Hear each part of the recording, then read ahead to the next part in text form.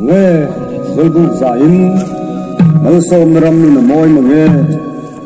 thì xem chỉ tha cho tuan ram an pia nghe bị nó ngai lâu vạn cái tu rin thì đúc mấy tiếng ô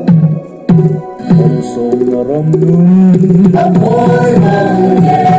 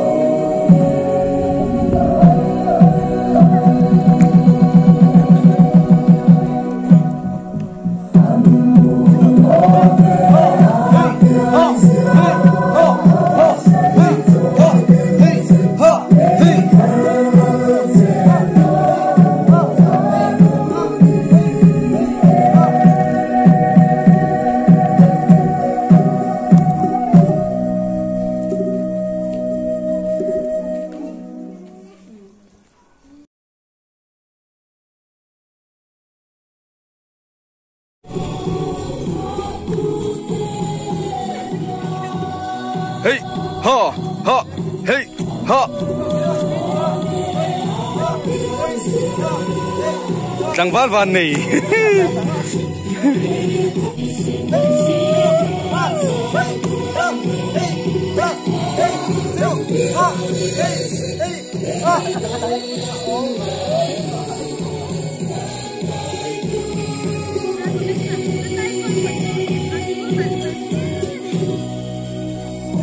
cái ta fun stay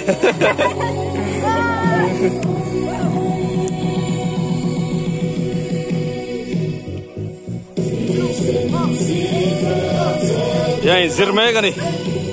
cần là sụt chân lawa sụt chân trep á cái hin hà lan phát huấn này à muốn hin nuông em mà hiền anh ông em mà phải cái này bọn tiền video shoot nào bằng đó khúc lại à,แต่คนกันผูดทุดช่วงอันติไม่เท่นี่